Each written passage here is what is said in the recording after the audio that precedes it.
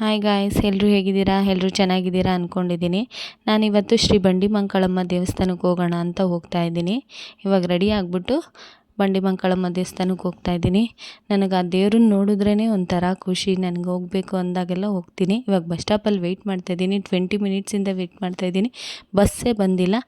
ಆದ್ದರಿಂದ ರಶ್ ಇರೋ ಕಾರಣ ವೀಡಿಯೋ ಮಾಡೋಕ್ಕಾಗಿಲ್ಲ. ಇವಾಗ ಆಲ್ರೆಡಿ ನಾನು ನಮ್ಮ ಅಮ್ಮನ ದೇವಸ್ಥಾನದ ಹತ್ರ ಬಂದೆ.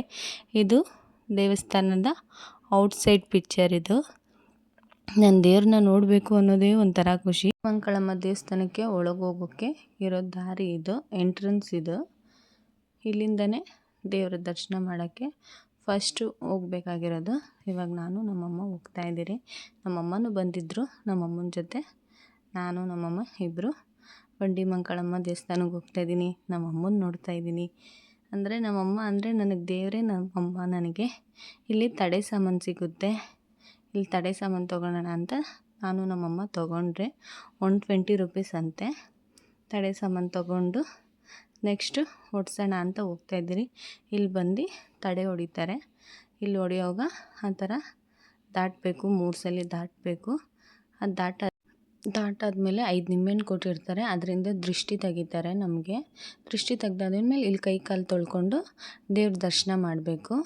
ಸ್ಟಾರ್ಟಿಂಗ್ ಬಂದರೆ ಅಂದರೆ ತಡೆ ಹೊಡ್ಸ್ಕೊಂಡು ಬರೋ ಅಷ್ಟರಲ್ಲಿ ಇಷ್ಟೊಂದು ಜನ ಆಗಿದ್ದಾರೆ. ಆವಾಗ ಯಾರೂ ಜನನೇ ಇರಲಿಲ್ಲ. ಎಂಟ್ರೆನ್ಸಲ್ಲಿ ಫೋಟೋ ತೆಗಿಯೋಂಗಿಲ್ಲ. ಹಾಗಾಗಿ ದೇವ್ರ ದರ್ಶನ ಅಷ್ಟೇ ಮಾಡಬೇಕು. ಫೋಟೋ ಗಿಟೋ ತೆಗೆದ್ರೆ ಫೋನ್ ಕಿತ್ಕೊಬಿಡ್ತಾರೆ. ವಿಶೇಷ ಏನಂದರೆ ಈ ತಾಯಿ ದರ್ಶನ ಮಾಡುವಾಗ ನೀರು ಹಾಕ್ತಾರೆ ತಲೆ ಮೇಲೆ. ಮಧ್ಯಾಹ್ನ ಟೈಮ್ ಬಂದಾಗ ನೀರು ಹಾಕ್ತಾರೆ. ನಮ್ಮದು ನೀರು ಹಾಕೋ ಟೈಮು ಮುಗ್ದೋಗ್ಬಿಟ್ಟಿತ್ತು, ಲೇಟ್ ಆಗಿತ್ತು ಅಂತ ದರ್ಶನ ಮಾತ್ರ ಮಾಡಿದರೆ ಅಲಂಕಾರ ಮಾತ್ರ ಸೂಪರಾಗಿ ಮಾಡಿದರು. ಆ ತಾಯಿನ ನೋಡೋಕ್ಕೆ 2 ಕಣ್ಣು ಸಾಲದು. ನನಗೆ ಏನು ಅನಿಸುತ್ತೆ ಅನ್ನೋದಕ್ಕೆ ಹೇಳೋಕ್ಕೆ ಆಗಲ್ಲ.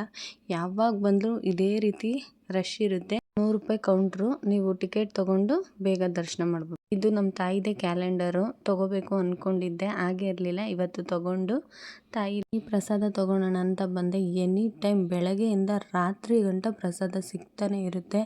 ಅದೇ ನಮ್ಮ ತಾಯಿ ಬಂಡಿಮಂಕಾಳಮ್ಮನ ಪವರು. ಯಾರೆಲ್ಲ ಈ ದೇವಸ್ಥಾನ ನೋಡಿಲ್ಲ ಅಂದರೆ ಒಂದ್ಸಲಿ ವಿಸಿಟ್ ಮಾಡಿ. ನಮ್ಮ ತಾಯಿ ಪವರ್ ಏನು ಅಂತ ನಿಮಗೆ ಗೊತ್ತಾಗುತ್ತೆ.